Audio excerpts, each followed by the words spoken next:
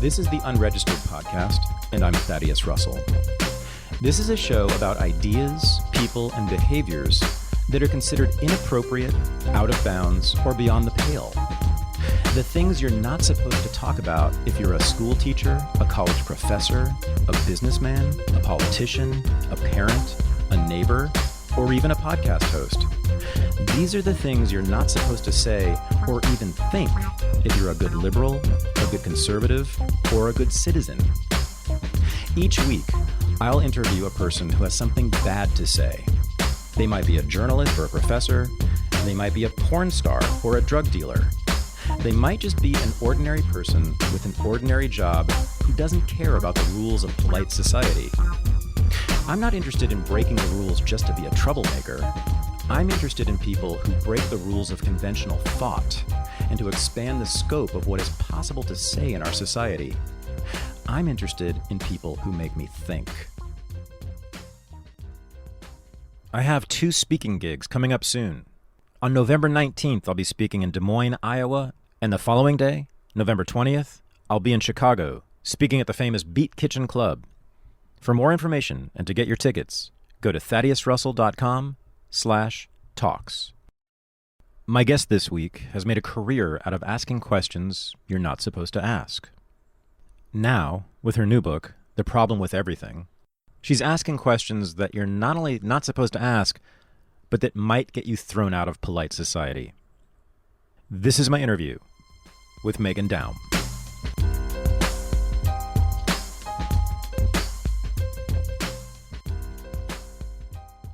I'm in San Francisco with a very bad woman. Her name's Meghan Daum. Is that how you pronounce it?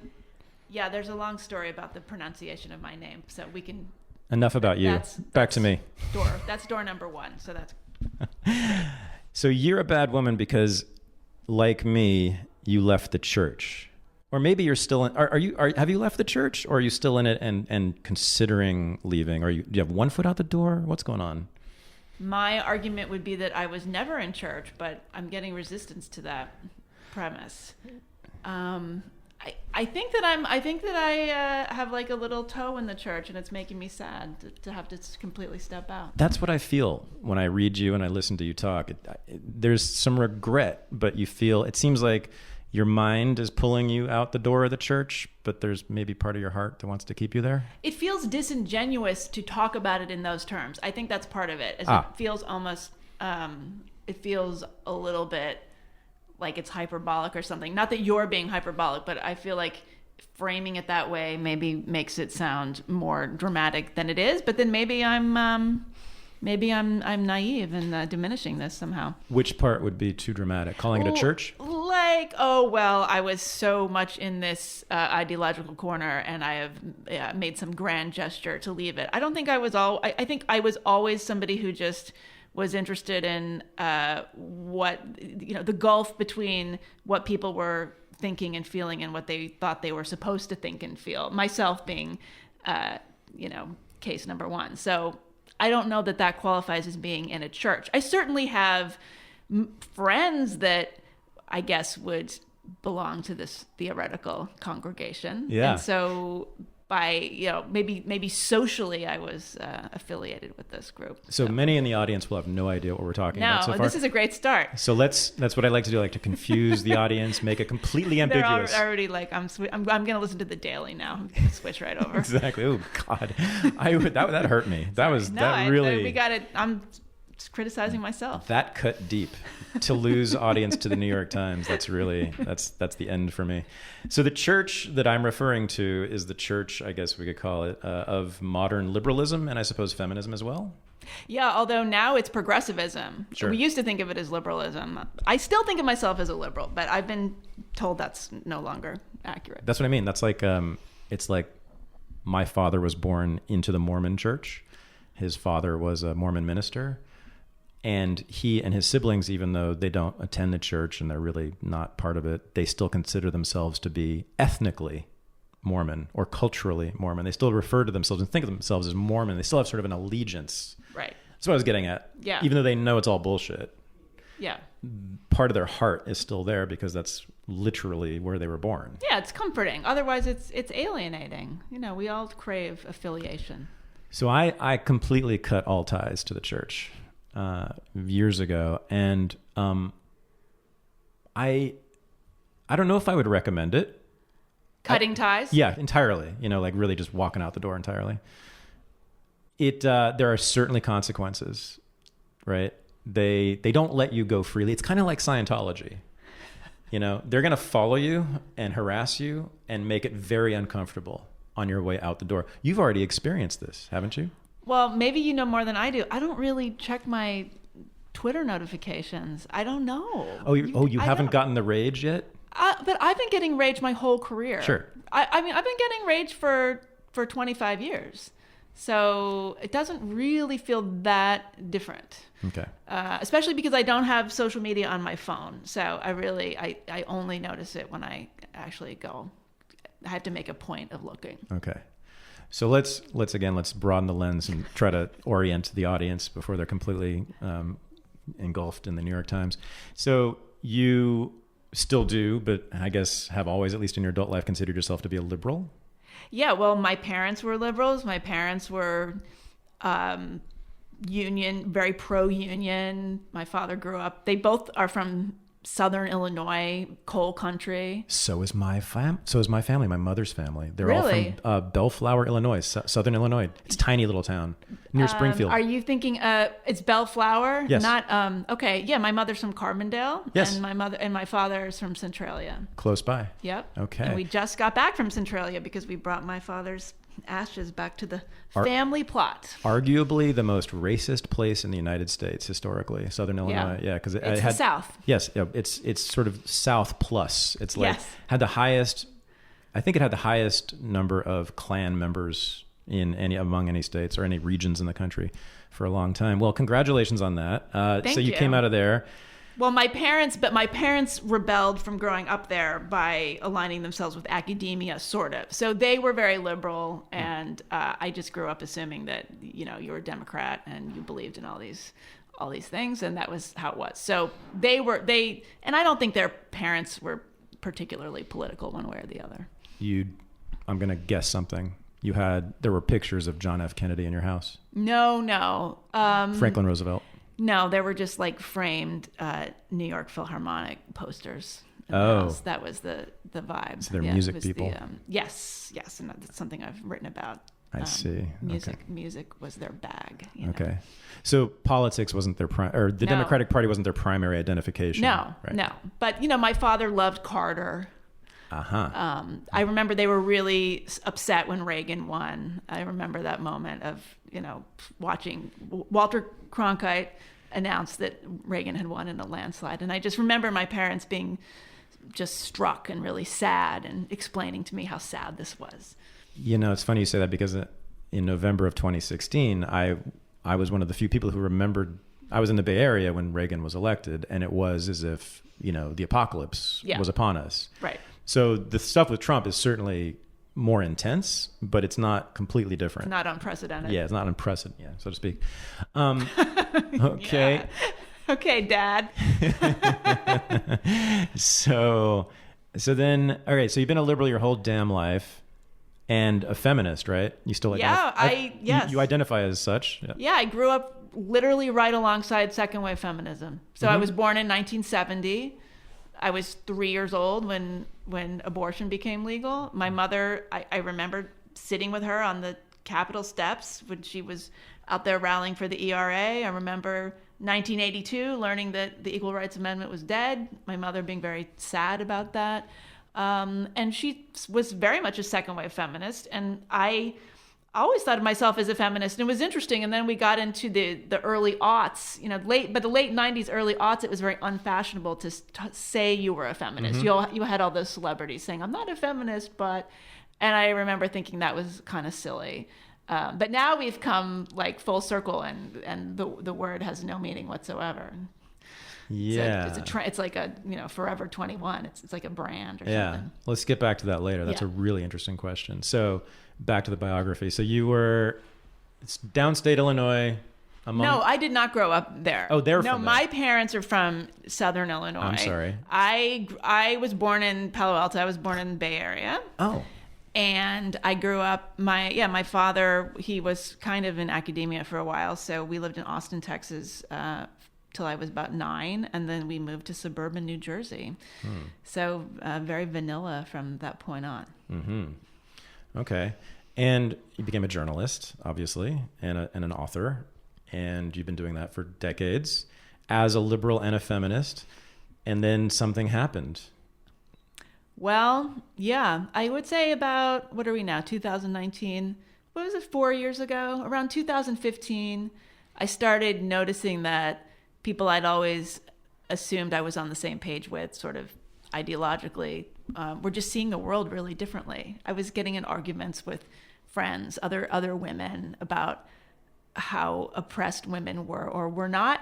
And it was like we weren't occupying the same world anymore. Mm-hmm. And I couldn't really figure out why. So you were a journalist working for high-level prestigious publications like the Los Angeles Times and others, right? And you were living in New York City and LA?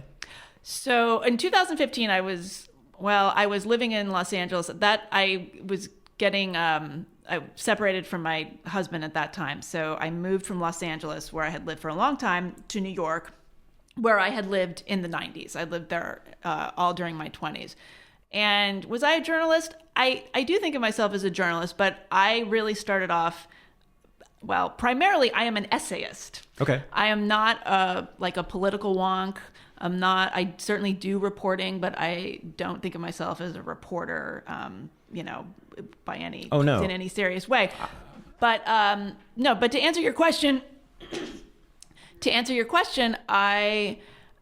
I started off in my 20s writing essays that really asked these kinds of difficult questions before they were even called difficult questions. It was just considered like what you did as a public thinker. And I was able to publish them in places like the New York Times Magazine and the New Yorker and various places. And it's how I kind of carved out a career for myself. I was controversial, but not gratuitously so, and wrote a couple of books, wrote a novel, and then I ended up being an opinion columnist at the Los Angeles Times from 2005 to 2016 or so. Right. Within journalism, I don't like the title, but you would be called an opinion journalist, I suppose. Yes, in the newspaper or realm, a columnist. Yeah, I was a columnist. Yeah, and also an essayist. I mean, I've always been freelance. So when I say I was a columnist, I was also writing for magazines, and I have always just had to pay the rent with my writing. So I have written every single kind of ad copy, women's magazine copy, celebrity profiles, reviews, you name it. Okay. I have written like vitamin bottle labels. Wow. Yeah. That must have been a good time. Yep. So what I was doing was setting your context, the context of whatever this is, your transformation that you're going through now, right? So just that you were completely surrounded by that world, the church, the liberalism, the feminism, yes. people around you were pretty much all within that tribe. Yeah. And also people around me were willing to ask questions about things. I didn't have a sense of it being some kind of cult or church. You mean back then? Yeah, back then. In the 90s. Like, we were all we were educated, we were on the left, but there was no stigma to asking questions. And, there was a sense of irony, and we could joke around with each other and make off-color jokes sometimes, and that we just kind of roll with it. Didn't our generation invent irony? Well, we said we did. We invented irony and aloofness and I'm not proud of that. Well, the irony thing, I don't even know what that means. It's just I always think like, is David Letterman like the spokesperson for that? No, it's Jon Stewart. It's Jon Stewart. But Jon Stewart, okay, because that was a little later. I feel like he invented snark. Uh-huh. And he's a Gen Xer like us. Right.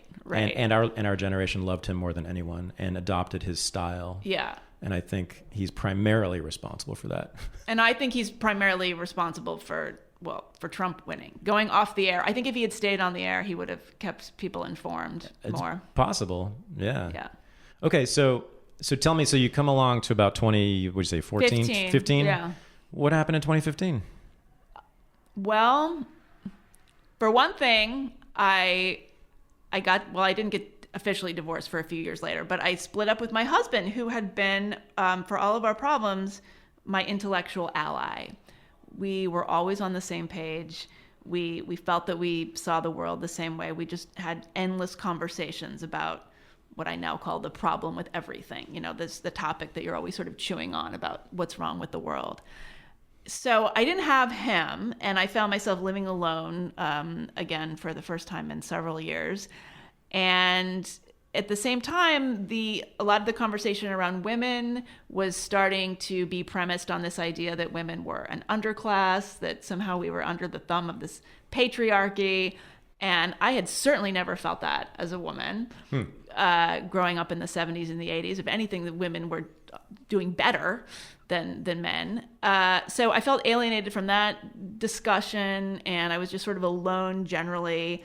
So I found myself watching a lot of YouTube, and it started with Glenn Lowry and John McWhorter on Blogging Heads. I'm presuming you're familiar with Glenn them. has been on the show. Yeah. I love both of them. I love Glenn. I know I've met John. I know him a little bit, but Glenn is like, there's something sort of magical about him. I agree. So I watched them. They would talk about a lot of stuff, but racial issues in this incredibly nuanced, trademark way. Nuance is like going out the door. It's about to be weaponized. But you're bringing it back. That's your thing. Well, I'm worried because I am riding it, and I am bringing it back, but I feel like it's in danger of jumping the shark somehow. Instead of bringing sexy back, you're bringing nuance back. Yeah. Or you're making nuance sexy. Make maybe. America nuanced again. That's fine. Make Do America. you think that'll take off? What color hat will that be, though? It would just be like a nothing. All the colors just like a beige. I see. Oh, so you're about very tasteful. Oh, I see. So you're about colorblind racial policies. I see. It would be an earth tone. Because you love Reagan. Okay. Yeah. So that was around 2015. I started watching the black guys on Blogging Heads, John and Glenn, and then the algorithm started taking me different places, and I just started watching all kinds of people, and some of them I liked more than others, and I started noticing Jordan Peterson around that time, and I was never a particular fan of his, but I was interested in what he was saying because, you know, every 10 times he actually makes a very salient point. So I just found myself in this rabbit hole in a way, and just thinking about these things a lot and noticing that the quote unquote mainstream media wasn't really responding to the culture in a way that felt authentic or truthful. There was like this narrative all of a sudden that everyone was glomming onto, and it didn't really resonate with me.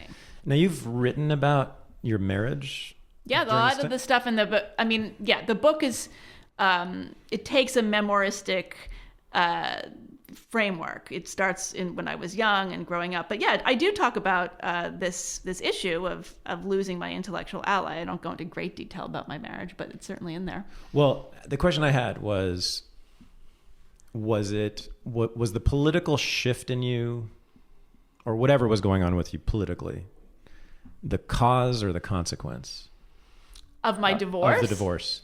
Oh. Well, I think it would have happened anyway. It certainly was not the cause, because my husband would have been agreeing with me about all this stuff. Okay. No, it definitely was not the cause. But I think something about the loneliness really animated a lot of this. And I think that what we're seeing now, and I talk about this a lot in the book, is a manifestation of people's loneliness. They don't have people to talk to in real life, so they say something on social media and they get a dopamine hit. And if they say the obvious, predictable thing, they get an even bigger dopamine hit, and it just feeds off of itself. I've heard you say somewhere else that you would eat dinner by yourself while watching the videos on your computer. Yeah, sure. Is there something wrong with that? Nothing at all. No, I just think that really illustrates what you just said. Right. I mean, that's a lonely scene. It's lonely, but it's actually great. Like, I love living by myself. I'm a very I'm very social person, actually, and I'm like out a lot, and I like to talk to people. But I also am very solitary. I'm very comfortable being by myself. So I actually like look forward to getting home and eating dinner while watching YouTube. Oh, I need to learn from you. I'm not good at that. Oh. I'm in the process of learning that myself right now. Tell me one thing, Meghan, because we may have to stop this interview right now, depending on your answer. Just tell me you were never a fan of Sam Harris. I have not listened to a lot of his interviews. Okay. I'm not a fan. I'm not a fan, but you know, I like things that are funny. I like people who can kind of be a little light. So tell me, okay, so go back to the moment when you discovered Glenn Lowry and John McWhorter, right? That was the big turning point. Yeah. Sounds like. So what was it that they were saying? I can tell you they blew me away, and I would have them in my ears and the ear pods and stuff, and I would be like pumping my fists and shouting and stuff when I'd be listening. Yes. I would sit there and go, yes, yes, yes. Huge fan, me. So I'm down totally with what you're saying there. But what was it though for you about them? I just think they talked about race the way I thought about feminism. Basically, that there was something, you know, seeing yourself as a monolithically oppressed class was actually doing a disservice to yourself. You know, John McWhorter would talk about how if somebody exhibited racism towards him, it was like gum on his shoe. Right? I have that's the one quote I have used so many. We think alike. This is good. Yes. Yeah, that is the greatest thing he ever said, and I've said. Well, that's many, one of the many greatest times. things he's ever said. My favorite. He also did, and I'm not going to quote it properly, but I do say it in my book. He had this wonderful sort of mini monologue critiquing Ta-Nehisi Coates, the dorm lounge performance. Oh yeah, he's had a few of those. Which one are you referring to? I quote it in the book, and I always call Ta-Nehisi Coates the pater familias of the woke assentee. So whoa. Can you, for those of us who aren't familiar with ancient languages, what does that mean? Just like, you know, the godfather of wokeness. Right. No, I thought they were wonderful, and just so honest and clear-headed and unapologetic, and I really related to what they were saying, and I felt myself wishing I could talk the same way about women's issues, because I thought like any man who would be like overtly sexist is just like not worth my time. I can't even imagine getting upset about something like that. It's just not. I would laugh at them, you know, and again, that's because I do have some privilege, and you know, my enemies would say, not my enemies, but my ideological opponents would say, well, that's easy for you to say because you're a white upper middle class woman, and it's easy for you to brush this off. But I think that's a little too simplistic. I think that like we need to just really figure out if the rhetoric matches the reality in terms. Do you of know this. how many? Do you have any idea how many white upper middle class women I have known in my life? I mean, it's just thousands, okay? And I am telling you right here and right now that every single one of them, except for you, is deeply offended by sexist statements of any kind directed toward them. How old are they? They're all ages? All ages. So there's 20 to 105. Those 105-year-olds really got to get They over get really themselves. pissed off, yeah. There's this scene in my book I talk about when I was in my mid-20s. I shared an apartment we always had 3 roommates at any given time. So we were shopping for a new roommate one time, the other, 2 women, me and my other roommate, and we had men and women applying for the apartment. It was a very sweet deal in New York City. And this guy came in to apply to be the 3rd roommate, and he was like probably in his mid to late 30s, which we thought was pathetic and incredibly old at the time, which of course now is nothing. Mm-hmm. And he said something like, oh, well, here's an idea. What if I paid for the groceries and you ladies did the cooking? And we could not even look at each other because we were going to burst out laughing. It was just hilarious. And we were embarrassed for him. Mm-hmm. It was just cringe. And, he finally left and we fell all over them ourselves. And as I say in the book, I think that 20 years earlier, if something like that had happened with our feminist mothers, they would have been really, really upset because they were very close to that kind of chauvinism. They were married to him. They were married to it. Their bosses were that. It was quote unquote lived experience, as we say now.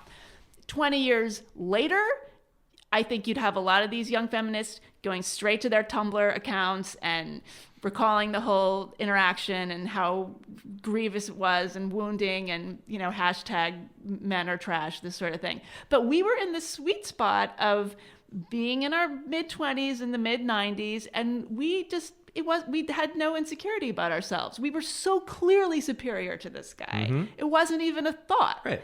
And I feel like if we can capture that somehow, we need to bottle it and sell it. And a lot of what I do in the book is also just try to be mindful of what happened. What is it about my experience that makes me this way? And is there something about the experiences of people younger that are different enough that it makes sense that they would have a different reaction? I try to be generous. I mean, the book is really a self-interrogation. It is not a polemic. I'm really, really wrestling with this stuff in a big way. Mm-hmm. I know. That's what's so interesting about you. So in 1960, there was no birth control pill. Women made up, 10 or 20% of college student bodies. They owned very little real estate. They were not the owners of Fortune 500 companies. No, they had to get a letter from their doctor. If they wanted to put their name on a mortgage, they had to get a letter from a doctor saying they were on the birth control pill. They couldn't get an abortion. Right. Even in some states, I think in some states even then, wives had no legal rights to the property of the married couple that they were part of, et cetera, et cetera. Well, now, since then, all of that has changed radically. Yeah. For the better in a blink of time. Yep, exactly. If you look at all of human history, that is less than a second. So this is, and I know you've talked about this elsewhere, and in your book you've raised the question, although you don't really have an answer. I'm not sure I do either, but isn't that just bizarre that right at the moment of this tremendous ascendance of women, right, in everything, pretty much everything except for maybe deep sea fishing or something, but in all the major professions. Well, we need to introduce some programs for young girls. So you know what it is? It's except for the dangerous professions. That's right. And the dirty, low-paying ones. You may have noticed they haven't been clamoring to be lumberjacks. Oil rig scholarship. I'm gonna. That's right. I want women to be lumberjacks, and then we can talk. No.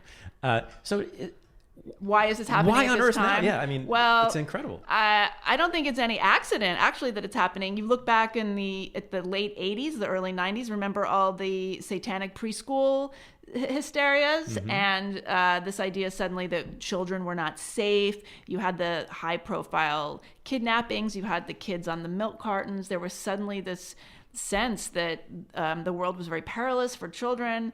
So what was happening at that time? Upper middle class white mothers were going to work for the first time. They were putting on their Nike running shoes with their power suits and getting their briefcases and going into corporate offices. And so this was on the cover of Time magazine. This is the new woman, etc. Well, what comes next? The cover of Time magazine is saying your children are in peril. Not so fast. You're not going to work. Wow. You got to go home. Now, this is all just kind of in the ether, right? This is just subconscious.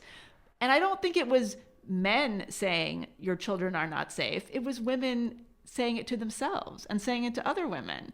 So I think we have an analogous thing going on now. It's never been a better time for women. We've never been safer, freer, had more opportunities. We have never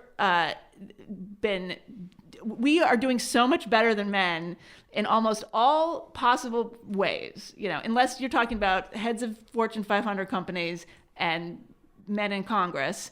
In the aggregate, men are doing pretty badly, right, and women are doing stratospherically. And even in Congress and Fortune 500. Yeah, and that's changing. It's changing. Yeah, big catch-up going on. Yeah. So I think it's kind of interesting that right at the same time, we have decided to create this this notion that it's never been a worse time to be a woman. It's really remarkable. Okay, so your theory is that it's an expression of mother's guilt. Well, that's to put it very bluntly and reductively. Yes. I think that there is some kind of visceral appeal in creating a crisis for yourself. I mean, we all do this sort of, individual psychological level, right? We all kind of are chaos. We like to always like to sabotage ourselves in ways, whether it's through relationships or just making bad decisions, whatever. So this might just be some sort of grand scale sociological self-sabotage. I just came up with that now. I have no idea. I got to think about that more. But, I keep asking myself, and I really don't know the answer. What are we getting out of this? Yeah. And obviously something. Okay. So yeah, I've racked my own brain with this. So I think, first of all, when Jessica Valenti is sitting in her New York apartment or Brooklyn, wherever she is, and tweeting out about the horrors of being a woman in modern America and the patriarchy crushing her soul and the bodies of all the women in America, I'm thinking, okay, so who is her audience? Millions of people. Well, right, but who is she thinking of? Like, who does she have in mind as her audience? What do you think? I think she has in her mind that this is a message that people want to hear. I don't know who the audience is. Is the audience women who already agree with her? Yes. Right. The audience for everything now is people who already agree with you. Let's be clear about that. And the audience is not. It's not Christian conservative patriarchal men who live in Louisiana, right? Who actually could benefit from this. Exactly. Yes. It's not like what she's saying doesn't exist anywhere. So I agree with, I think in her, because I don't know, but I'm assuming in her mind, the audience is there's two audiences in my view. It's the women who agree with her, right? And then it's her boyfriend. Her husband. Well, she's married. Or her husband, whoever it is. She has a child. Meaning it's the boyfriend, the husband. It's the men in the lives of these liberal feminist women. Which I really wonder about too. I'm always very curious about who dates and marries women of this persuasion, because they're a little bit younger than I am. I don't really know. Right. I don't really know people of that exact demographic, like personally and socially, so much. So right. But. I think the value system of opinion and public thought at this moment is such that you will be rewarded for saying something very obvious and expected. And if you say something that's a little bit complicated and requires like a leap of logic or two, not only are you going to be ignored, you're actually going to be penalized. Like, it's not just a matter of people not caring. They're actually going to punish you. Oh, yeah. And I think that what we're seeing a lot is people just trying to preserve social capital by having these opinions that sometimes they believe, or sometimes they believe some of it, or sometimes they really don't believe it at all. I don't know how much that happens, that they like fully don't believe what they're saying. But it's addictive, and it really goes back to what I think again is this sort of alienation. It's lonely, so people want to feel affiliated and like they have a church or a team or whatever it is. I'm curious. Yeah, I'm just curious. Sorry, I'm going back to my own point here. I'm curious about the level of satisfaction in their own relationships. I mean, I don't know. I could not speak for somebody else's relationship. This is your point. It's about you're saying your hypothesis is that it's about loneliness, which I think is probably right. And so I'm wondering if they're feeling lonely in their relationships. Oh, in their own. That is a gotcha question, mister. I could not presume to say. No. I really don't know. I would not presume to speculate about anybody's relationship. Okay, but so here's the deal, right? They feel trauma. Like, we can't deny that. They feel, I think it's genuine. There's some real feeling that feels like trauma to them, that feels like a man oppressing them, right? We may think that what they believe is happening in the real world is not actually happening, but there's a real feeling of trauma caused by men inside of these women. I think that's indisputable. Now, we also know that many or most of them who are speaking about this are wealthy, educated professionals with more power than almost anyone else in the whole world. So that leads me to believe that the trauma is not outside the house. The cause of it, right? The trauma is coming from inside the house. Yes, the call is coming from inside the house. I just don't know where else that kind of trauma could be coming from. So I think, especially having been involved in the dating world lately and hearing from women about how terrible all the men are out there, how none of them have jobs and none of them are emotionally available and yada, yada, yada. I gotta think it's about their primary relationships. Maybe not just with their spouse, maybe it's with their dad or their grandfather or an uncle, who knows? But I think we need to look closer. Does that make sense? Yes. Okay. I actually don't really talk about this in the book, but I do tend to think that this is getting a little dark and it's slightly to the side of your question, but maybe not really. I think there's a lot of childhood sexual abuse. I think that's really not talked about. I think there's a lot of incest. Just the amount of people I know anecdotally who've had pretty bad things happen to them as kids, probably like 20%. So I wonder if part of what happens is people have stuff happen to them. There's a lot of trauma in childhood, and then they go to college and something happens that's like not really assault, but doesn't feel great. And it sets off like a feeling of trauma that's perhaps rooted in something in the past, but it's now being channeled into what just happened. And there is like a built-in community around processing the trauma of what supposedly just happened. And there's like a feeling of belonging around it. And I know I sound like George Will because he wrote a column about this, which I talk about in the book. And I think it was a bad column for all sorts of reasons. But I do think he has a little point here that there is a real sense of community that forms when you identify yourself as a survivor. And that can be great in a lot of ways, but it's also maybe bringing people in who might be better off somewhere else. Yeah. Suffering is virtuous. Yeah, it's virtuous, but it's also like really one note. Like suffering is just kind of basic. Oh yeah, I'm not advocating for this. No. I'm just saying that's what our culture does. It's currency. You get rewarded for suffering. Yeah. I also want to say though that I've really in the course of writing this book, I've become much more generous about differences between like Gen X people and millennials and Gen Zers. I think that millennials grew up with a lot of stuff that we didn't have to deal with. Just the ubiquitous online pornography. I think that they might find themselves in like sexual situations that require a level of negotiating that perhaps we didn't have to. And I also think on top of that, they're not used to actually negotiating things in person. They don't have like the chops because so much of it has been done on phones and on screens. So I think that we might be a little bit sensitive there. I think that like if all you know is dating apps, if since you were 12 years old, the world of romantic encounters has been like mediated through apps, my God, what does that mean in terms of like understanding people and reading social cues and knowing what is a situation you could or should get out of and what is not? I just think that they have a totally different set of conditions. So it might be wise for us to recognize that and not just be like, well, toughen up. If he's handsy with you, hit him with your shoe. It's not that simple, perhaps. So, but you're suggesting that the new technology that they live with has made them less sophisticated. Well, I think they're sexually. Well, I don't know if sophisticated is the word. It may just be that they don't have the tools to intuit certain cues. And I hate saying they all the time. I feel like this is really, I want to be careful here because we're speaking in really broad generalizations, obviously. But I don't know, this stuff is... You're concerned. You're worried. It's tricky. Like, I You're just worried. think it's, because I hear, it's like you take the Aziz Ansari case or something. Like, that's where the older feminists were like, no, that was a bad date. Pull yourself together, grow up. And the younger ones were like, no, that was an unsafe situation. He was in the wrong.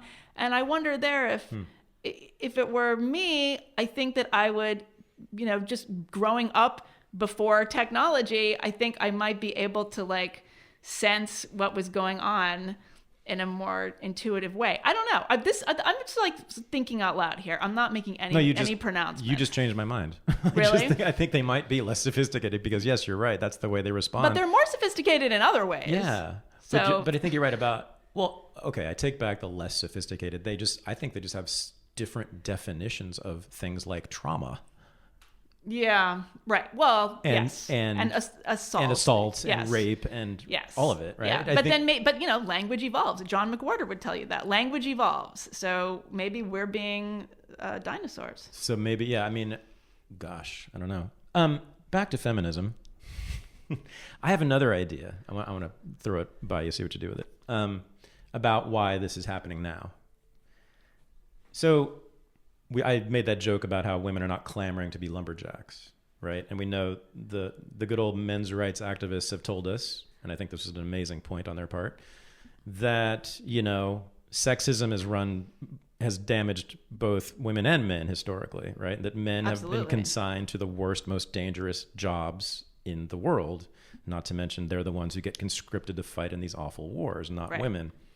They're the ones in the coal mines on top of trees. Right. And, Well, women die in childbirth and men die in war. Sure. That's been historically. So it sucks for everybody. Yes. Just in different ways. Now, the problem with MRAs, from my point of view, is they, from what I've heard, tend to portray it as women's oppression, women foisting this on them, whereas it's like, no, dude, come on. Men have been totally constituting this the entire history of this stuff.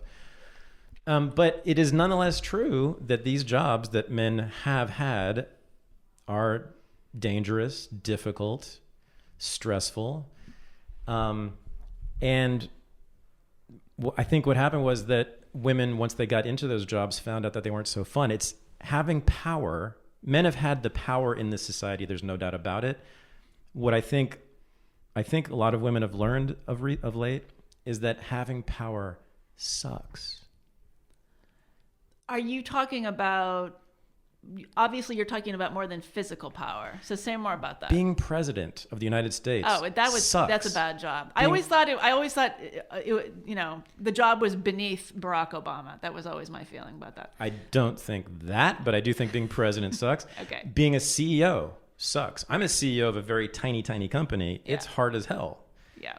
Being a CEO of a really big company, I can't imagine. I would never want to do that. So where men have placed themselves or been placed by society at the top of society, those are things I don't want, and I think they're just full of stress. Well, and most anxiety. people don't want them. The thing is, most people don't want them. Exactly. And I know Jordan Peterson does talk about this, but I think he's right. He talks about it in a convoluted way. Surprise, surprise. But I think ultimately he's right when he says, you know, the number of people who are willing to work 80, 100 hours a week, which is what you have to work if you're going to be the CEO of a major company, that is a tiny, tiny slice of people. Yep. And most of them are going to be men for all kinds of reasons. Some of those reasons are just the unfairness of nature. They don't have to get pregnant and lactate and raise small children. But I do think that there's a cognitive profile, that there are elements to like brain chemistry and psychology that inform some of these choices. Not always, but in the aggregate. So maybe but I also think, and to your point, we are now in a society that is highly automated, that does not really need those physical labor jobs nearly as much as we used to in the past. So it is now a society that favors jobs that women can do. So that is the reason they are exceeding men. But even those jobs are super stressful and not so fun, they're finding out. Well, that's like what kind of jobs? Like being the head of Facebook. Oh, yes. But that is a job. That is, again, one of those jobs that very, very, very few people are going to want to do. And Sheryl Sandberg happens to be, we're talking about outliers. I think that's the other thing is people don't understand that, when we talk about population level phenomenon, yes, there are outliers and there are always going to be, and the reason that we know the names of these people is because they are the exception, not the rule.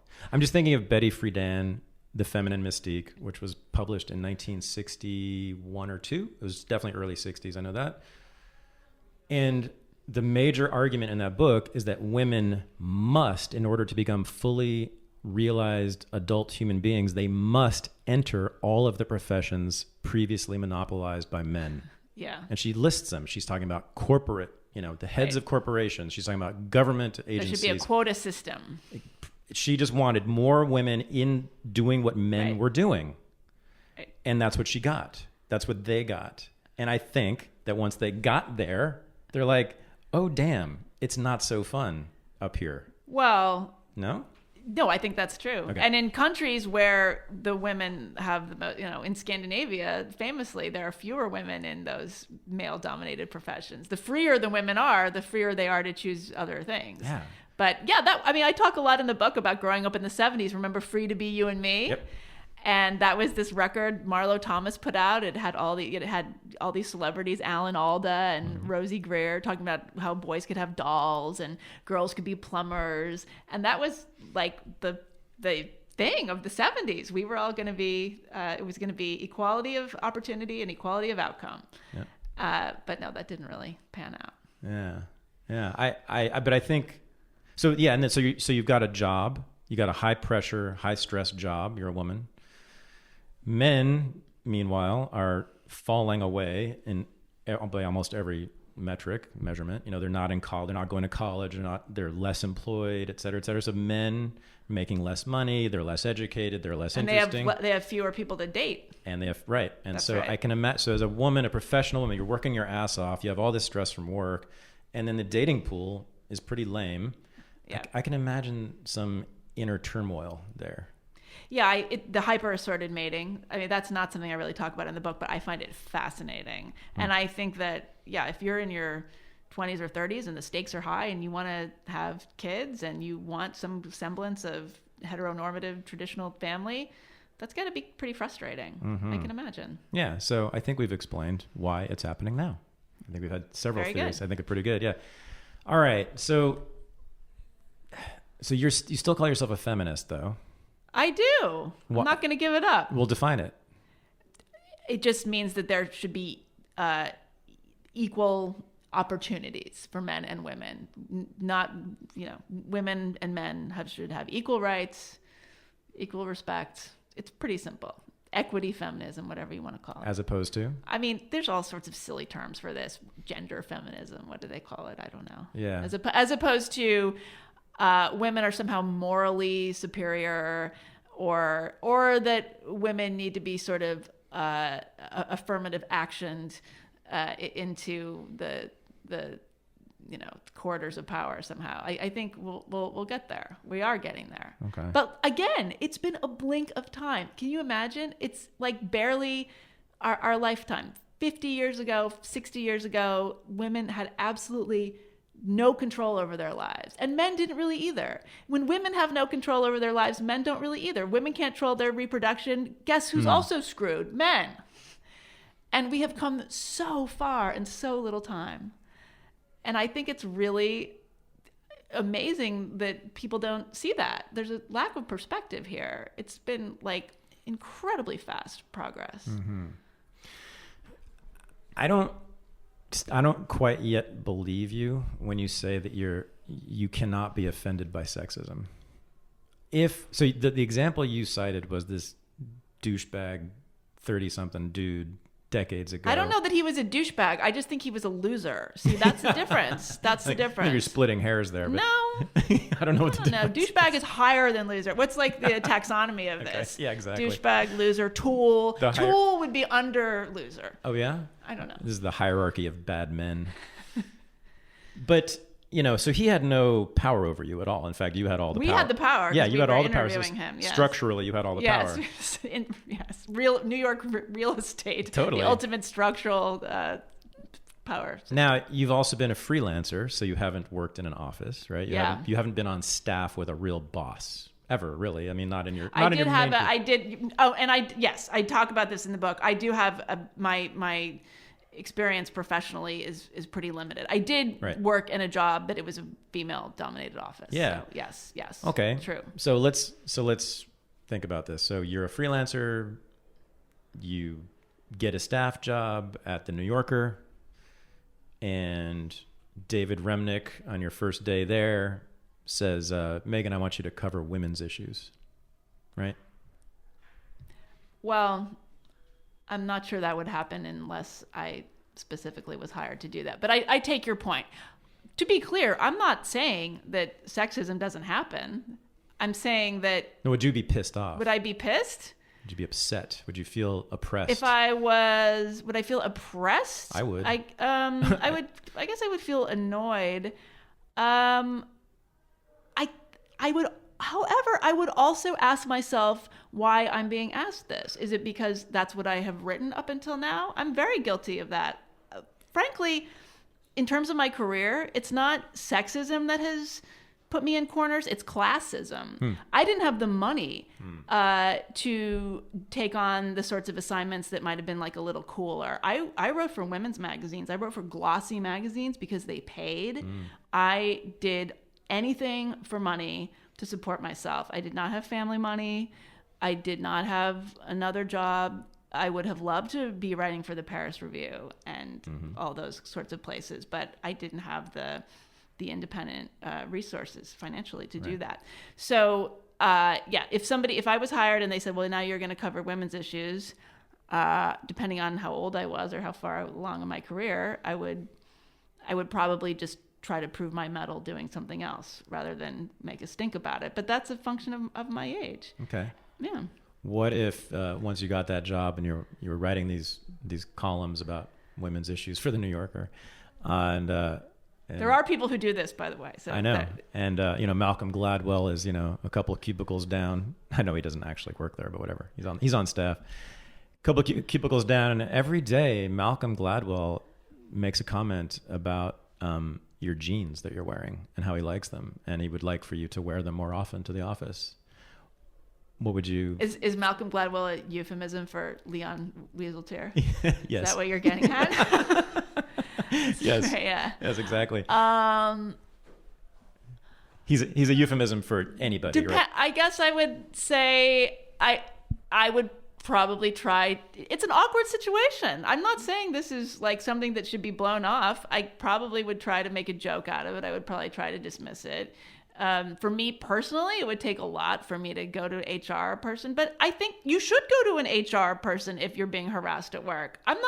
The last thing I'm doing in this book is making an argument that sexism isn't a real thing. If you're looking for somebody to take that line, it's not going to be me. No. And there's a story in the book about a good friend of mine who was working on Wall Street at a totally male-dominated place, and a trader literally jerked off on her desk while she was out, and she came back, and there was just like her desk just covered with God knows what. In my experience, that always works.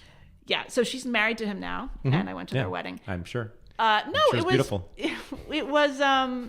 It was like shocking to hear. She had that experience in the 90s while I was working at, Condé Nast, like Devil Wears Prada, female-dominated Shark Tank. And it was interesting because she hadn't told me about it at the time. It wasn't like it was such a big deal at the time that she would have like called me, her old high school friend, and confided in me and told me about it. But it is definitely something she recalls. And she said, there was not an HR department at this place. And she was disgusted, and I guess, did she take pictures of it? No, because she didn't have a phone on her. She didn't have a phone. She didn't have a camera.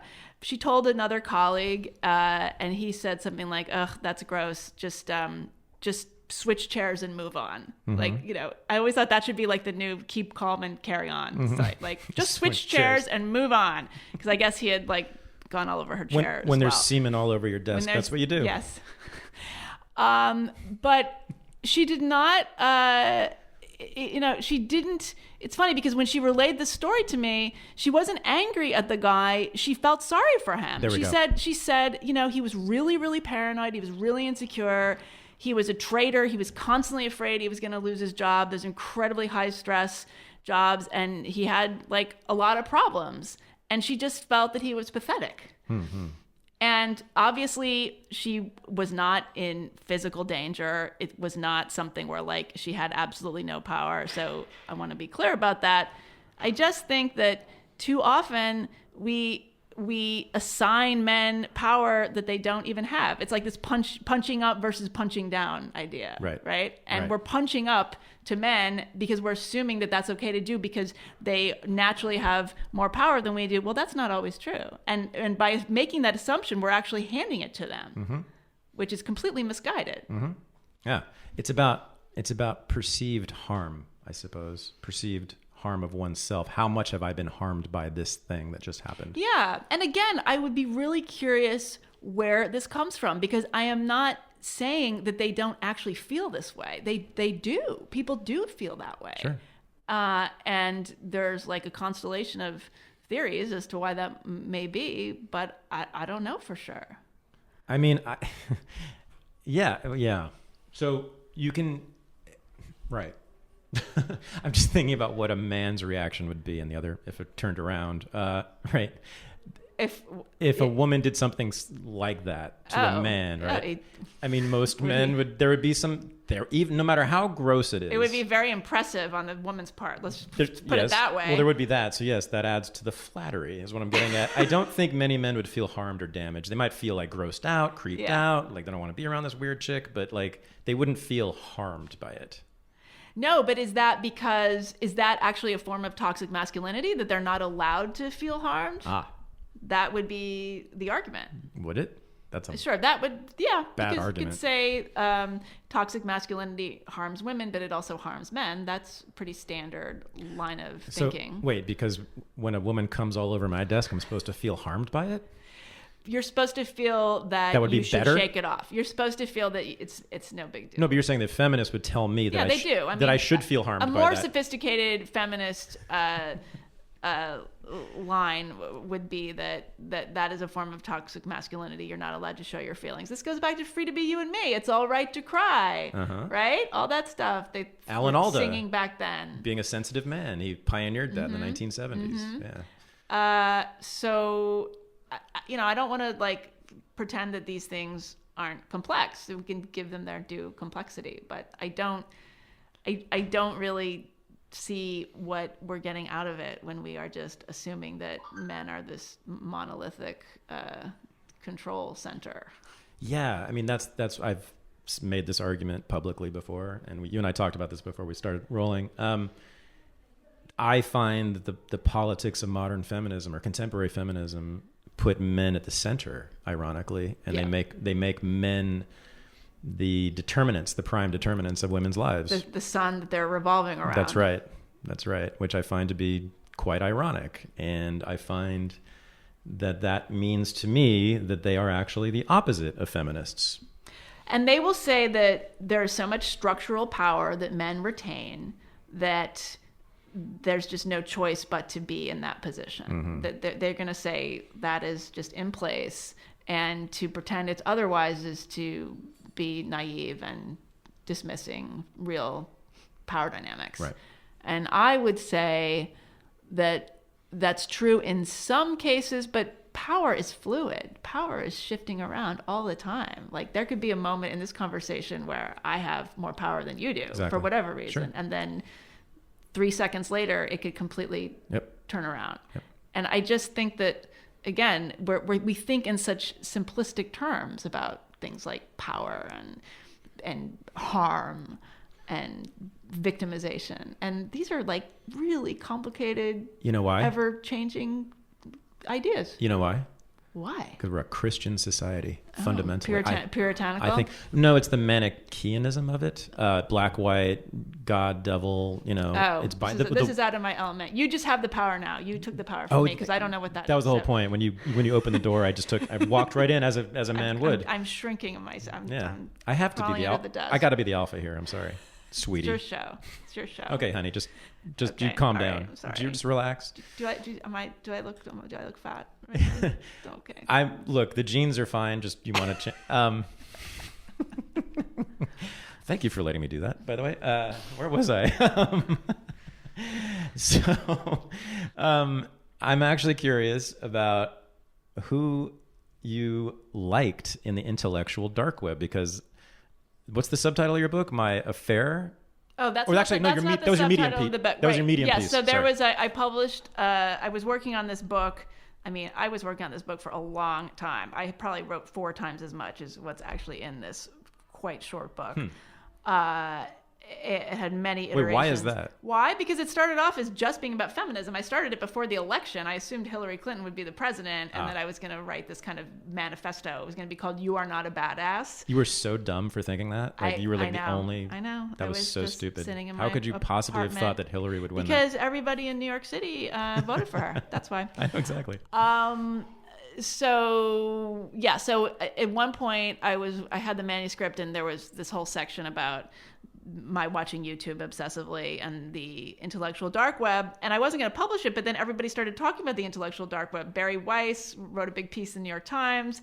And I would like to say, I wrote a piece about the IDW in the Los Angeles Times before her piece. It just, nobody really read it because it was in the LA Times and not the New York Times. But I was really onto them quite early. And so I ended up then publishing this big piece on Medium in the summer of 2018 called Nuance, a Love Story, my affair with the intellectual dark web. And I did not write the subtitle, but I did write that the title is mine. But you know how they make you. People don't. Do Can we just make this announcement? Can you back me up here?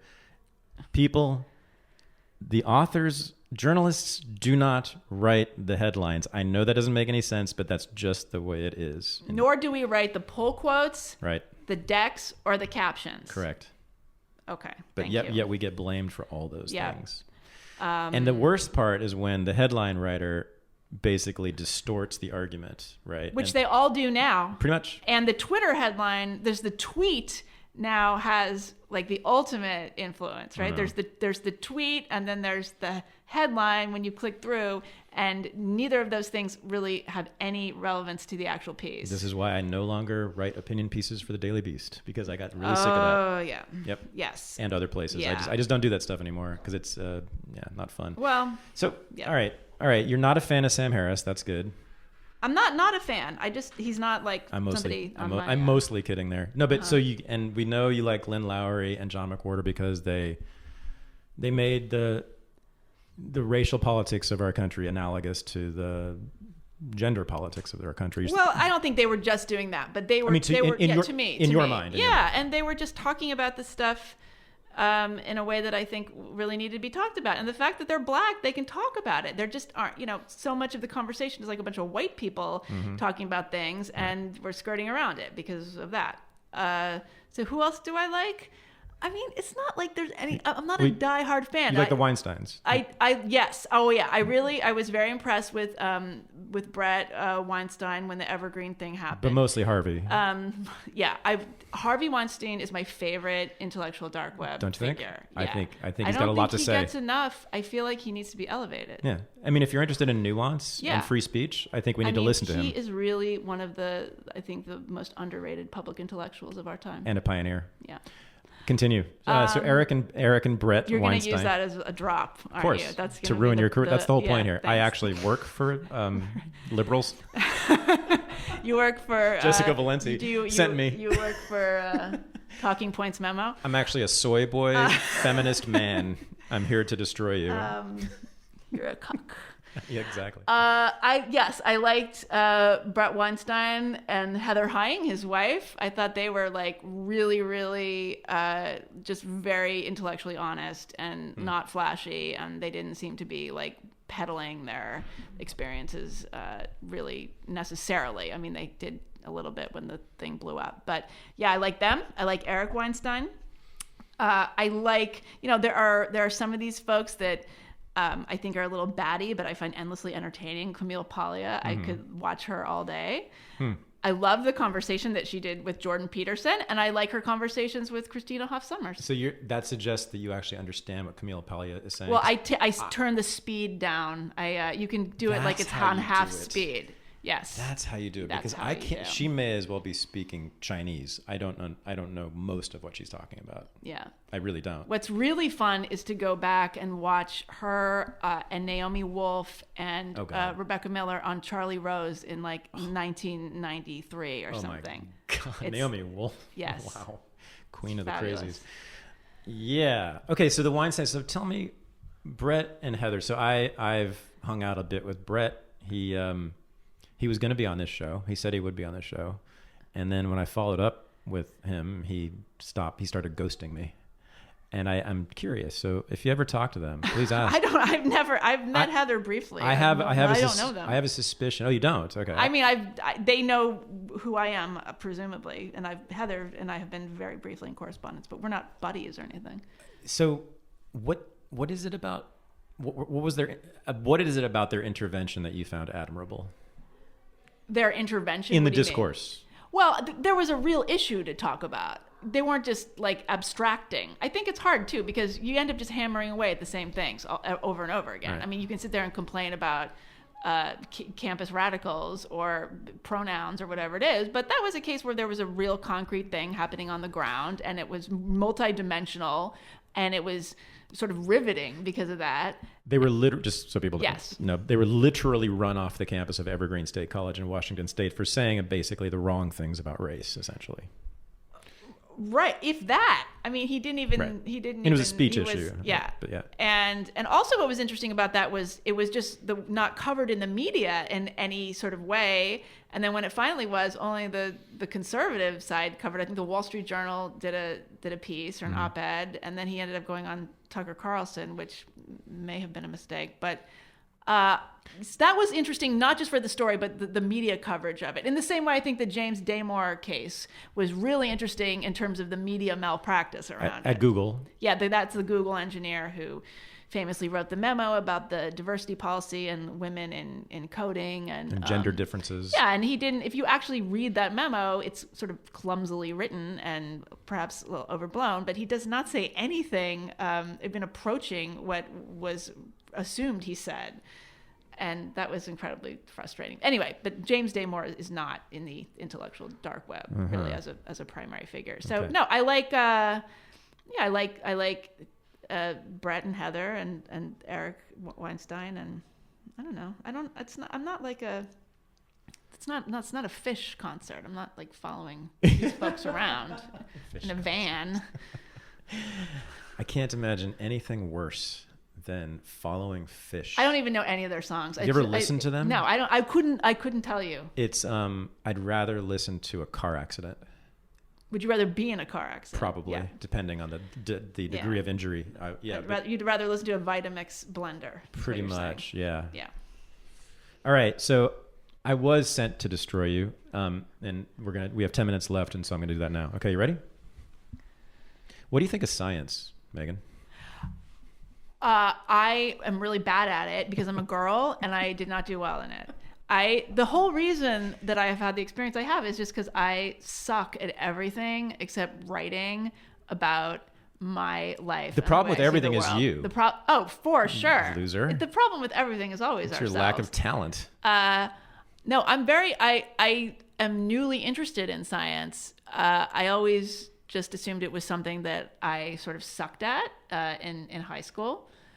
But I'm very intrigued by the way it's fallen out of favor now. Yeah. So I like it. I like it now. Now that nobody likes science, I like it. Aha, I see. You're a contrarian. I'm actually not a contrarian. I know you're saying that lightly, but I see myself as more. Yeah, a contrarian is just somebody who's gratuitously provocative. I get called that all the time. Yeah, that's just like very simplistic. I'm more. Truth teller sounds so douchey. How about prophet? Let's just go all the way. I'm a not-for-profit prophet. Let's be very clear. A non-profit about that. prophet. That's not working out. A no profit. I cannot monetize my prophetic qualities. A not profiting prophet. No, that's right. No, I think the science. I find like a lot of the brain science stuff really fascinating. Ooh. Certainly the stuff around let's not really get into this, but the gender movement raises a lot of like really, really interesting questions, and it's the intersection of science and philosophy. It's like, oh, you can be transgender. Can you be transracial? Like, that's so interesting. Mm-hmm. And that's an example of something that I would love to be able to talk about without it turning into some harm. Yeah. So so you're more interested in talking than I love to talk. In having you're not pushing a particular position on No, never. Even when I was a columnist, I was not ever, pushing an argument. My thinking is I'm inviting the reader to think alongside me as I sort things through. But it's really an invitation. It seems to me that in the nature versus nurture thing, you're leaning at least somewhat toward nature, and that's why you like the people like the Weinsteins who lean. Well, I mean, they work off of each other. I think that it's easy to forget the ways in which the culture responds to certain things in nature. So you could, I have had people argue with me and say, well, women are, if they're less inclined to take these tech jobs, maybe because, at some point in the evolutionary journey, there was a slight disincentive, but then society has amplified that. Like, these things are all dynamic and they're enabling each other. So I think, let's be a little careful there. This evolutionary psychology stuff. Well, evolutionary psychology. That's what they're peddling, the Weinsteins. They're evolutionary biologists. Both, but they're peddling both. No? Evolutionary psychology has some really useful principles. It's just been hijacked by morons. Unfortunately, like, the pickup artists have captured the conversation around evolutionary psychology. What is this about? I didn't know about this. I saw this in your writing, but like, the pickup artists are doing what with evolutionary biology? Well, what's the nexus of Darwin and what's his face? I'm going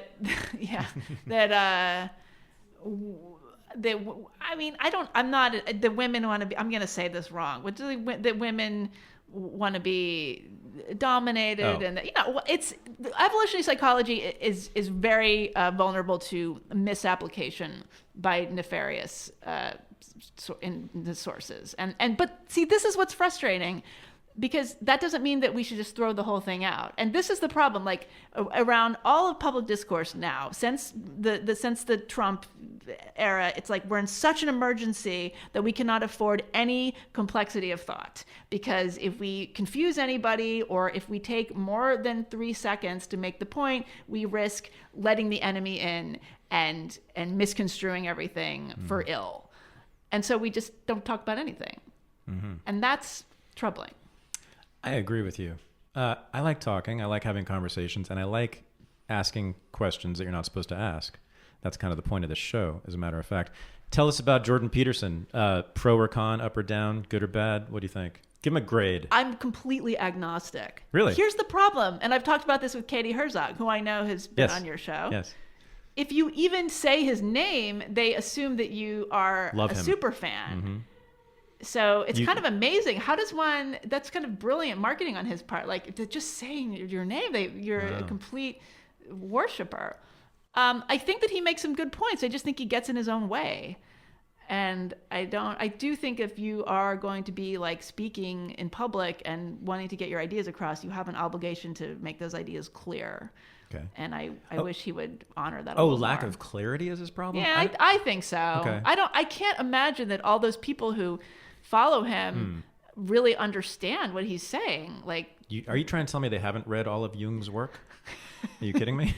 They got the did they hand them out, like, in the lobby of the theater when it's like the pocketbook Jung? Did you see the Peterson? I don't know. Did you see the Jordan Peterson debate with Zizek, Slavoj Zizek, that guy? No. It was about Marxism, good or bad, basically. It was really that basic. Okay. And Peterson proceeded to demonstrate that he has not read any of Marx at all. Okay. And was he claiming he had, or just claiming to be an expert on Marxism, right, and yes, to denounce it, which I probably would agree with him even. But he's an expert on post-Marxism, right? Post-modernism, post-Marxism. It's things he hasn't read that he knows the most about and considers to be the greatest threats to civilization. He's the master of the Dunning-Kruger effect. So you weren't like a big Jordan Peterson fangirl or anything like that? That was not what drew you in? No. Right. No. Right. I noticed him around the time everybody started to, when he was, getting in trouble about the pronouns in Canada. And I just thought that was a very strange hill to die on. I mean, who cares?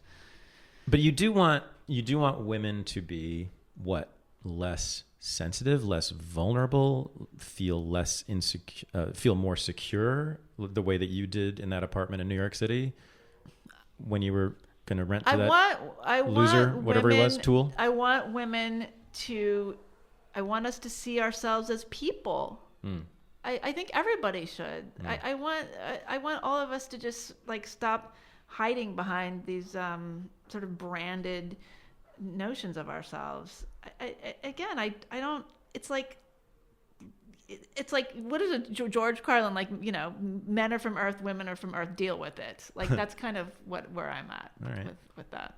Quoting George Carlin is always a good way to endear yourself to. It's a bit patriarchal too. Yeah, I mean, but that's okay. We'll let you go this time.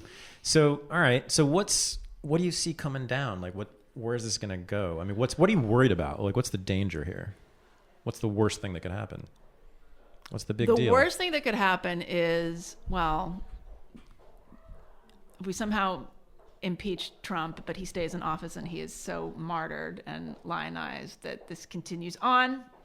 And this overcompensating on the left and this hysteria and incoherence continues to make things worse. I mean, I do think there is an emergency. I mean, it's horrifying what's happened in the political system, but Really? That's all the more reason that the left needs to get its act together. Hey, what's horrifying? In Well, the political system? We have a completely broken system. We have people in power that have no business being there. We have people in power who are corrupt. I think there are people on the left who are capable of doing as much damage of different sorts. But people say to me, like, you really think that what's happening on the left is the biggest threat to society? Look who we have in office. And I say, well, whether or not it is, the left is the only thing that can save us, is it not? Or the whatever's not Trump is the only thing that can save us. And it's never been more important that it be coherent and inclusive and not wasting time over non-issues. Right. I mean, and not so much the left, but liberals control. Okay, liberals. They yes. control everything outside of the White House, basically, Right. and maybe sort of maybe Congress. the elite. I mean, Joel Stein has his book out now in defense of elitism, and I think he makes some really good points. Oh, but okay. But Trump. So Yeah. were you offended by Trump in his comments about women? No, you know what? Okay, the locker room thing. Can Yeah, I just say, the- or that they grab them by the pussy? Yeah, This is an X-rated show, by the way. So go ahead. Okay. You can say whatever you want. I'm very prudish, though. I don't like to say I these can things. sort of tell, yeah. So everyone knows what we're referring to, right? Yes, indeed. Okay.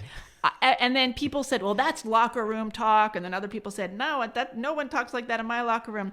It's not. It was shock jock talk. Sure. That's what it was. Of course. And it didn't faze me in the least. I'm a huge Howard Stern fan. I was going to say, wait a minute, prudish. You're a Howard Stern fan. I know, but I don't like to say certain words. You like to listen. Well, I don't. You like to hear them. No, it's more that I don't like to say, like, I'm not going to say, you know what I mean? I love Howard Stern. I'm a big Adam Carolla fan as well. Yeah. Just did his podcast. These guys so curse a few times. Nice. Don't get all. Wow. Get, This is way more important. Yeah. No, the grab them by the pussy thing. I just said it. I was happy about it because I thought that would bring him down. I mean, like everyone else, they thought, oh, great, well, this will do it. I was also happy when he was sort of stalking Hillary on the stage, because there's an example where everyone said, this is exactly what men do to women all the time, and this is perfectly telegraphing, the power dynamic and the harm and the threatening, just, menacing stance of men. And I was sitting there saying, great, because she was in no danger whatsoever. From him. It would have been fantastic if he had just like grabbed her or something, and it would have been game over. She would never have been in any danger, and we could get on with this. Like, these things kept happening, and I was like, oh, this is great. I'm personally not offended by it, but if everyone else is going to be offended by it, and that's what moves the needle, fantastic. Yeah. But we were wrong. I'm just right now, so we're out of time, and I know that you have to go give a talk a little ways from here. You have to walk there. So what I'm going to chaperone you because it's dangerous. Oh, thank you. We're in. Thanks for patronizing. South of Mark. Are you man? Is that a version of your man walking me? Yeah, I'm just worried for you because we are in. Especially prudish women. I mean, they're very vulnerable in the streets of San Francisco. I might clutch my pearls and I think it's cause not, myself to fall. It's going to be quite harmful in many ways for you walking from here to the ferry building. Don't you think? You're going to need a man with you. I don't feel safe anywhere. I was going to say you shouldn't. No. Okay, well, good. I'm glad we cleared up a few thousand things in this interview and solved epic issues that scientists and experts for millennia have struggled with. I don't know what was so hard for them about it exactly. Right? Just sit down in a conference room in downtown San Francisco. You work it out. That's right. Even with a woman. Anything can be done in a conference room in San Francisco. Let's face it. Well, if a woman's there, yeah. Okay. Thanks, Meghan, for doing this. Thank you. This was Thanks fun. for having me. Yeah. All right. Good luck. This is the Unregistered Podcast, and I'm Thaddeus Russell. To buy tickets for my upcoming events in Des Moines, Iowa, and Chicago, Illinois, go to thaddeusrussell.com/talks. Thanks for listening.